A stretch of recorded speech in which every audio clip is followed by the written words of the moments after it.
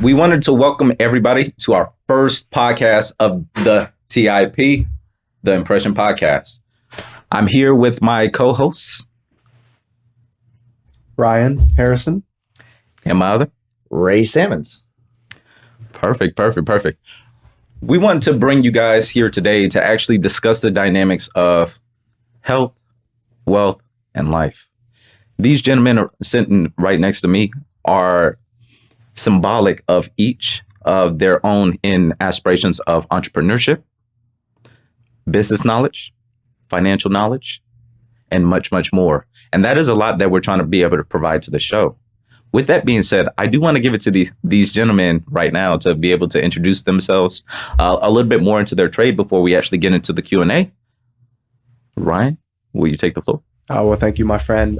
So my name is Ryan Harrison. I am 27 years old, originally from the East Coast, Central Maryland, we'll say. Recently moved out here to SoCal in March of this year. So I've been out here for about 7 months, going on 8. And it's been a great journey so far. I am a sports performance coach at Self-Made Training Facility in Temecula. I work with middle school, high school, and collegiate athletes, specifically help them strength train in a way to avoid and prevent injury, and at the same time be able to perform at their best both on and off the court of the field. I also am the owner of Viva More Travel, a travel agency looking to inspire other individuals to see a different perspective and outlook on life through travel. So, your all-inclusive trips, to the Caribbean, Mexico, DR, Jamaica, I'm your guy. And then finally, I actually am a published author as of February. Me and my best friend from high school wrote a self-help book called The Next Chapter, which, like I said, is a self-help book looking to help others cope and navigate through different transitions in life. So I'm excited to be here with you guys. I'm looking forward to the journey we're about to take together, and I appreciate you having me here. That's what I'm talking about, Ryan. Definitely, we got to divvy down a little bit about that book. I really want to hear about it.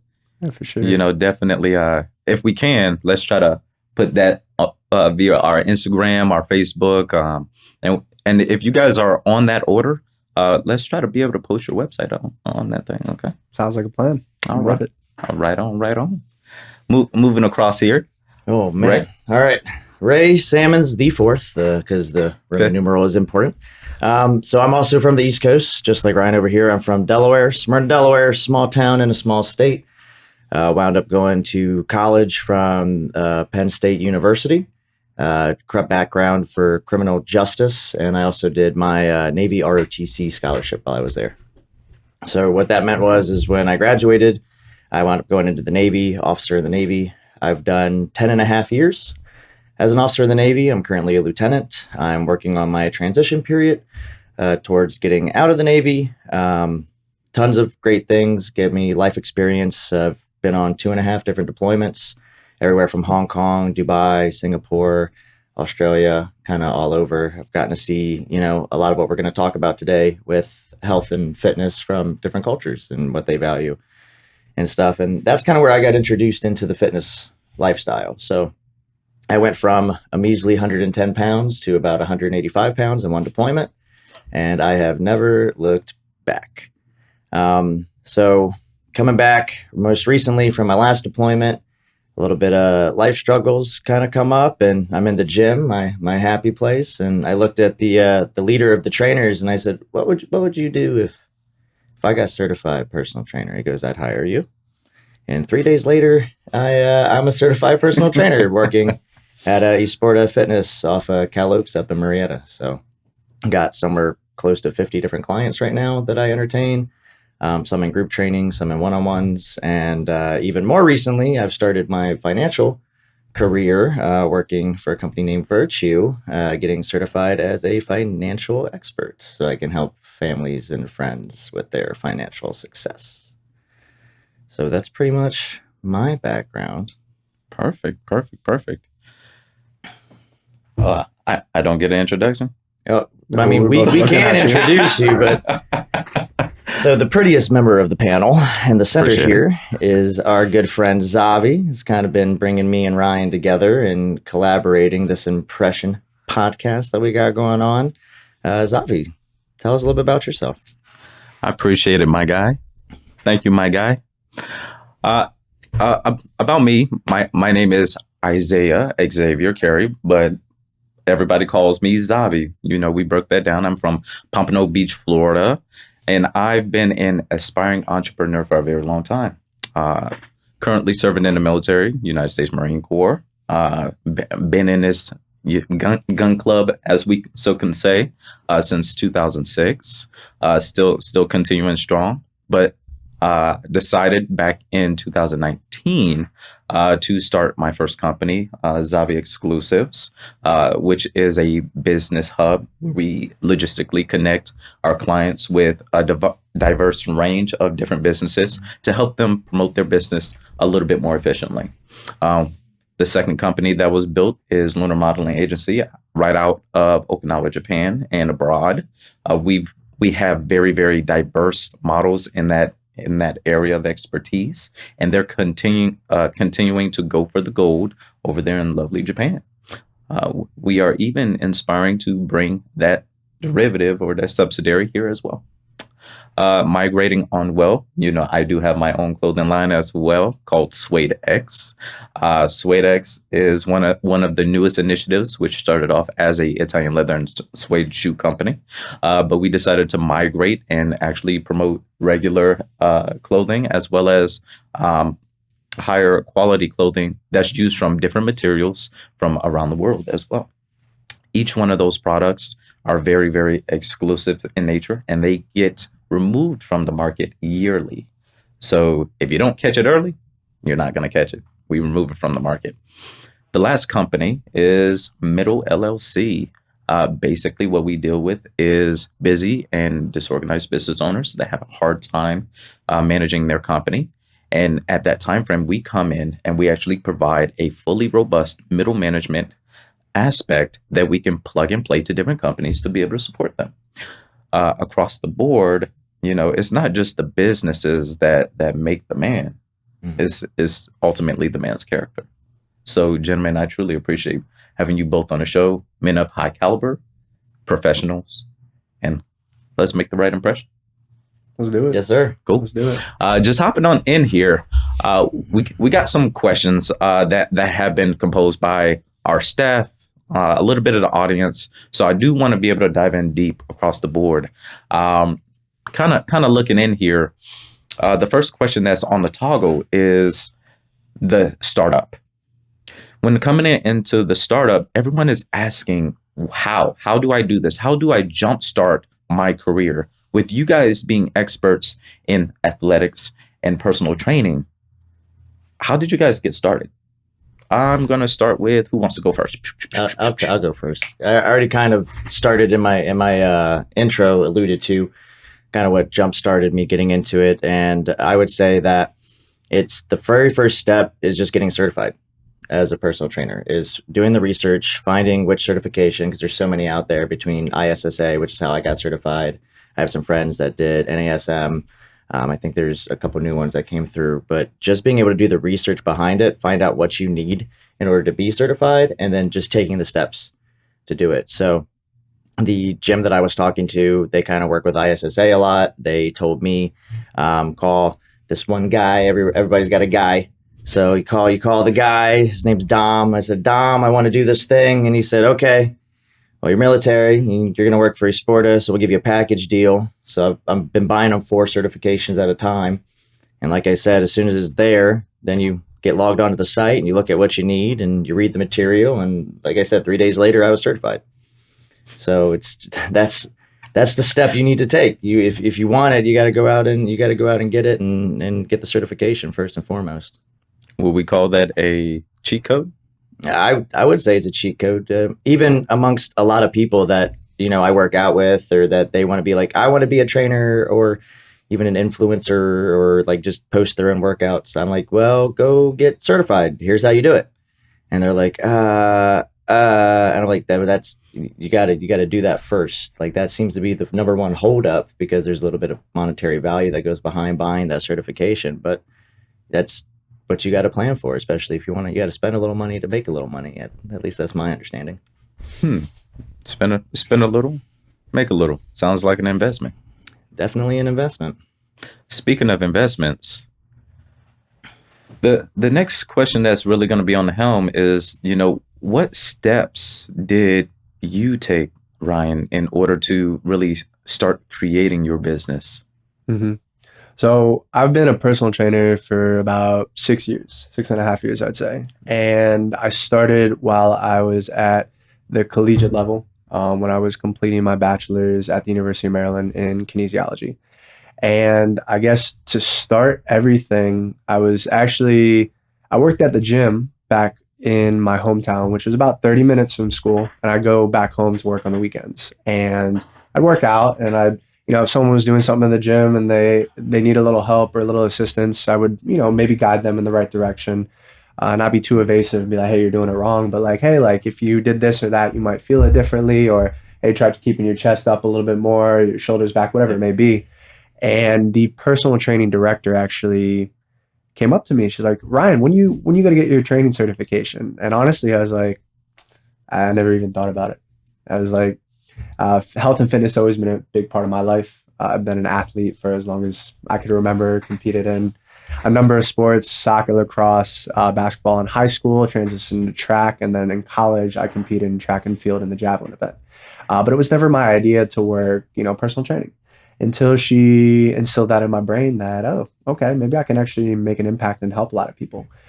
So she took me through the certification process, allowed me to take on clients while I was still in school and while I was still competing in track and field at the university level. And next thing I knew when I got out, it was, what do I want to do? Health and fitness, kinesiology, there's a lot of different directions you can go in.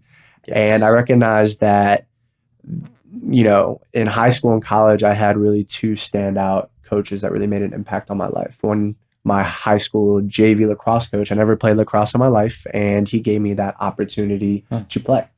I wasn't good at it to start, but I started to pick it up because I was athletic and fundamentals started to come together. But he saw something in me and I did. And for him to do that my freshman year made a huge impact on me the rest of my years in high school and then the rest of my life. And then my collegiate strength coach, my sophomore year, had a private strength and conditioning coach. And he showed me kind of the right way to do it. There's a lot of wrong in strength and conditioning and health and fitness. I think Ray can attest to that. There's a lot of wrong.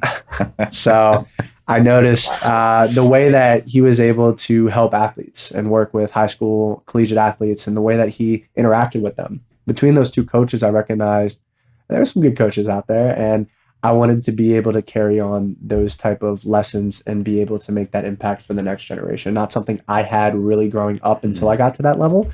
So it made a huge difference on my life, and I wanted to be able to give back to them. So over time, I recognized that, hey, this is more of a career than a job, right? And with a career comes other responsibilities. You got to look at it from a marketing sense. You got to look at your financial side, your lead generation, treating it like a business instead of, hey, I'm just an employee, or hey, personal training is just a job. So I think that transition mentally was one of the first things. The certification is important too. I think finding your niche and finding which directions you want to get into and be able to utilize the educational resources outside and to be able to bring that back as in addition to learning from other trainers. But I think was finding your niche, finding a place that allowed you to grow and develop, and then bringing that back in a full circle and recognizing the impact that you'd be able to make on other people's lives. And I think treating it like a business, like I said earlier, compared to being employed by a place, really allowed me to take that next step into recognizing there was more that I could do and more that I'm willing to do for this industry. I think from both of us, what really started making it a business is when we had all this knowledge and we've been training buddies and helping out, and finally somebody looked at us someday and said, you could probably make some money doing this. And we were like, yeah. And then you just take the passion and you move it with the knowledge base. And when passion meets knowledge base, like I've told everybody, I've been doing the personal training for real, in quotation marks, air quotations, since May. And now I already have that 50 plus clientele base, like I said, and it's almost like I'm not even working. I'm enjoying every second that I'm there, because when you're around and one of your clients runs up and goes, guess how much I lifted today, or guess my cholesterol's down this amount, or guess what my new PR is, or I lost X amount of pounds, or my body fat percentage is this. It's like you're surrounded by goals, and they're like trying to attribute it to you as like, no, it's all you and your hard work. I just steered the ship. I just kind of helped point you in that direction. So when you start having the passion paired with the knowledge base that we've attributed, that's when it's like, okay, now it's career time. Now it's business time. Now let's label this thing and actually start going, because you see the demand for what is needed. Yeah, he makes a good point on that. If you find your passion, you'll never have to work another day in your life. And I truly attest to what Ray had said was, I never go in now at this point in my career, not my job, in my career, saying, I don't want to do this, or, I have to train that person. No, you get the opportunity to train that person. And especially since I've moved out here and refound my passion and got back into personal training, because I took a little bit of a pause on it when I first got out here. I recognized that, like, I wake up every morning being grateful for this, because there are a lot of people that go to work hating their job. They do it for the paycheck. They do it for the benefits. And that's all cool, and I respect that. But I never wanted to be normal. I never wanted the 9 to 5. I wanted to do something I wake up every morning and gets me out of bed, that I get to do it, that I'm grateful for that opportunity. And that passion, like Ray said, will drive you that much farther in life, not just even professionally, but personally, relationships, other business opportunities, networks, connections. That's kind of, I think, why we're all sitting here together, is because we found passions that are similar and surrounding ourselves with like-minded people. See, that's what I'm talking about across the board, is we're legacy builders. That's ultimately what you're bringing together. You're bringing your expertise and you're bringing that know-how, that character all together to create an aspect for the future. With that being said, as you guys are, participating, and I use participation as a means of a give and a take. That give and that take is very, very important, because you're providing a service to your client, yes, but it's conducive towards their healthy life, their living. Mm-hmm. And you're also coaching them in a manner that they might have had a bad day. They needed an outlet. You gave them that outlet. Yep, definitely have had people come in saying they had a bad day. For sure. But that's step one. Have a bad day, go to the gym, correct your day. It's a good way to fix it. So that kind of alludes to our next question that's here. What is some of the, I guess you could say, steps a person should make towards pursuing that career field? And what are some of the shortfalls and obstacles that you guys face when getting into that personal training or the athletics? So I would say that a little bit of this is, and again, we're kind of falling right down the avalanche. Ryan alluded to it a little bit, the psychological and the mental space and kind of where you're at. So at the end of the day, I tell people too, they don't think of it this way, but being a personal trainer or doing something in the fitness field, it's customer service. It's customer service in the fact that every client is different. You're catering to every client. You got to understand they have the moods and the feelings and the emotions that are tied to different things when they come in for that day, and they all have different goals, and you're helping somebody get there. I have different clients that'll come in and I'll say, what do we feel like doing today? What muscle group is you really feeling like you're going to get something good out of? And he'll say, well, I'm thinking about this muscle group. And then he looks at me and he goes, what's on the menu? And I kind of dice it up and give him what's on the menu. There's so many different exercises you could do per muscle group. But understanding that if me and Ryan are working at the same gym, we might have a client and I train them once or twice. And then the next time you see them come in, they're training with Ryan.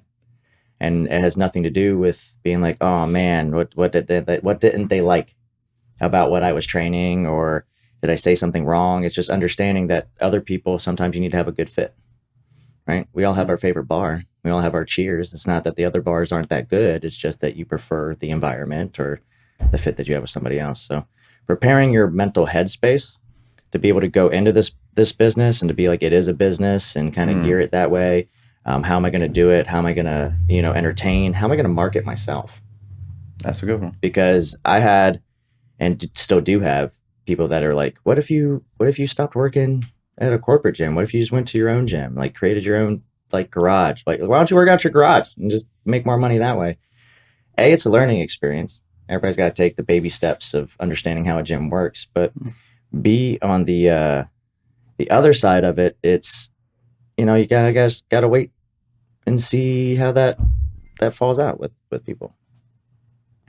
Okay. Yeah, no. So I guess he touched on the first part of it, first part of the question, which is the steps to take and how you approach kind of a career in this field. I'll touch on the second side with the shortcomings and the obstacles that I think a lot of individuals face within the health and fitness industry, especially with a career in personal training.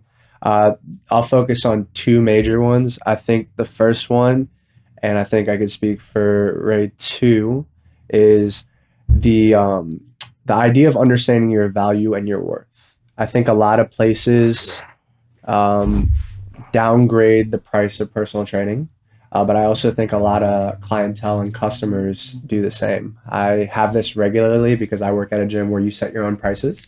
And there are other gyms like a Sporter, because I've been there too. They set the price and then the company will pay you back. But the biggest thing in my area is when people ask for my pricing, some of them will be like, oh, well, I can't really do this. Can you do this? And they try to counter, or they try to negotiate.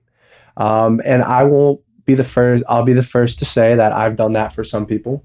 I recognize that my main goal is to help people. And if they can't meet me where I need them to be financially, but they have a good heart, they have the drive, they really want to make this work, I'm willing to try to cut them a deal and make them work, because I know it'll pay off in the end.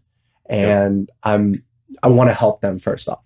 But there are other people who just want to negotiate price haggle. And I don't know why people think that's like, but it's become a normal thing within personal training. I've seen it across the board.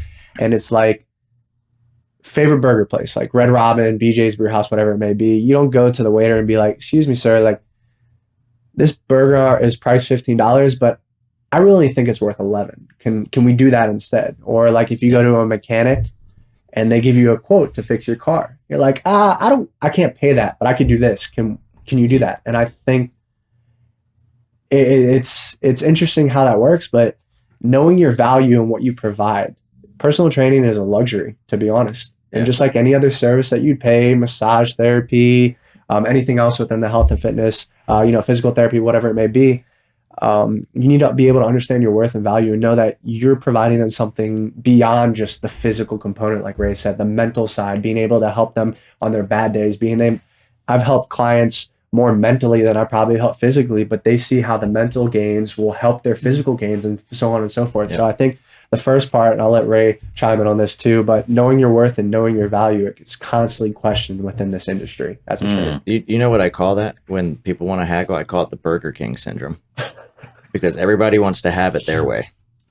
And that's just not how it works. I'll never forget coming home from a deployment and somebody was at McDonald's and they're like, I have a Big Mac, take out everything that makes it a Big Mac and just give me a cheeseburger. I'm like, this isn't Burger King. I've waited 6 months for some chicken nuggets, man. Just get out of the line. But they do the same thing. They do the same thing with personal training. And part of it is, going to the fast food industry, because at a lot of different, on the corporate side, you're making the same pay hourly as a fast food worker. Mm-hmm. And they're like, oh, this must not be that important because somebody at McDonald's makes more than you. Especially at a Sporta. I'm still working for them. Anyways, so you moving forward, that just, you got to change it. Then you have all the other different, negative connotations about the gym. Somebody's like, oh, if I go in there, everyone's looking at me.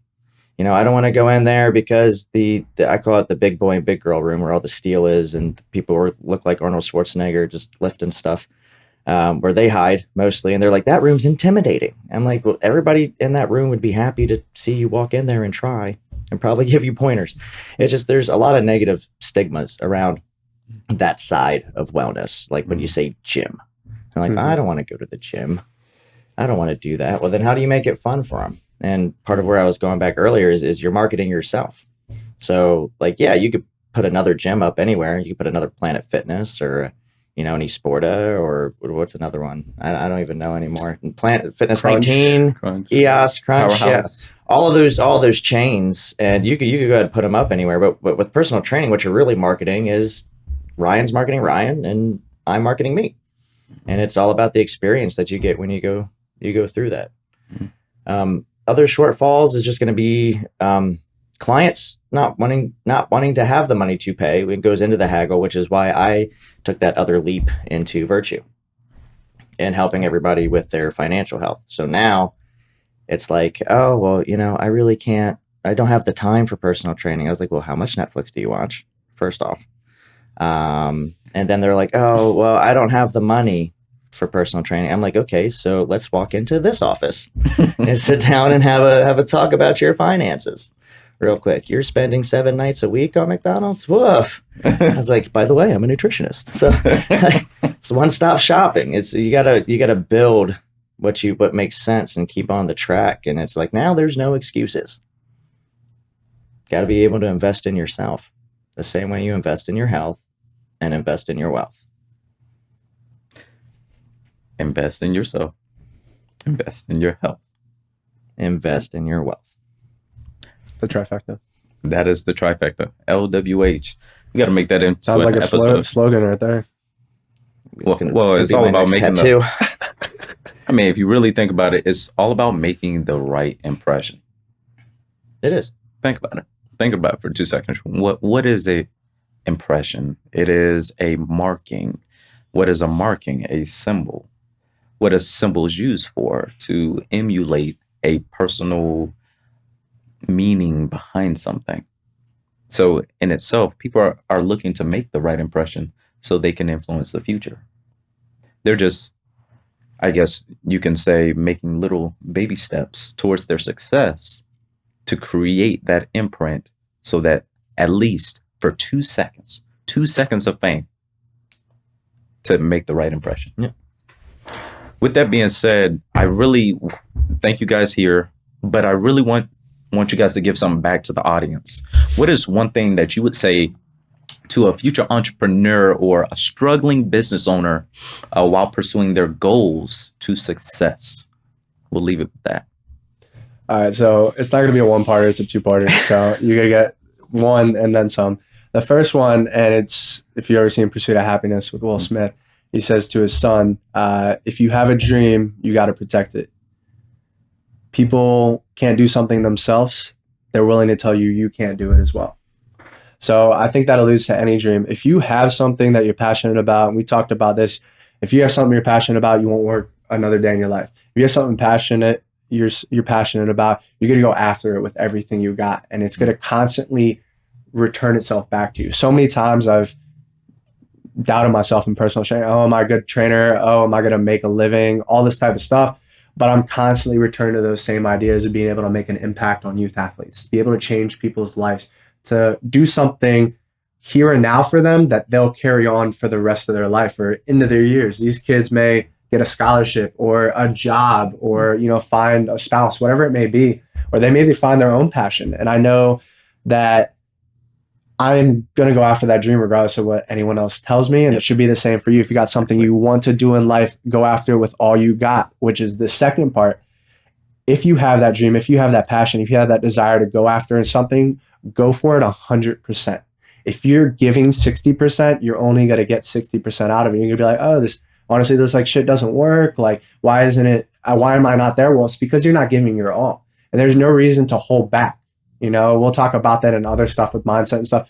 You have these 24 hours, you're not guaranteed anything past this, but why not give it your all and see if it works? At least at the end of the day, you could be like, I did everything I could and it didn't work out. But make sure in those moments you're giving 110%, 100, whatever your full capacity is, and then some, because you'll get 100%, 120% of that return. And when you do that and you give it your all, high risk, high reward, you're going to go after it. You're going to make the most of it. You're going to not listen to the excuses or the doubts. You're going to do everything you possibly can to make that dream come true. Yep. Exactly. And then I'll just capitalize on it because all that's true is about just being a person of action. Did a little bit of reading. One of my favorite books of all time is Plato's Republic. And you get to the allegory of the cave. And for those who don't know, allegory of the cave is this whole concept that if you grow up in a cave your whole life and whatever's passing the front of the cave, whatever shadows they cast, that is what they believe is what they're seeing, the true shapes of what they're seeing, not the, elongated, extended versions of whatever a shadow is. As long as you're in that cave, as long as you haven't making that step to leave the cave, as long as you are stagnant, you're not gonna know what it actually looks like. You're gonna be sitting there stuck believing all the negative self-talk you've given yourself about what is going to happen, about what personal training looks like, about what creating your business looks like, about what your financial health could look like. You have a skewed, blurred vision. So get out there. Don't be afraid to leave the safety of the cave and be able to start creating your own business. Become an entrepreneur. Make some money. Making the right impression. Making the right impression. Making the right impression. Hey, thank you. Thank you, guys. Thank you, Ray. Thank you for having me. Ryan. Of course. And you just joined us on our pilot episode for the Impression Podcast. Take care.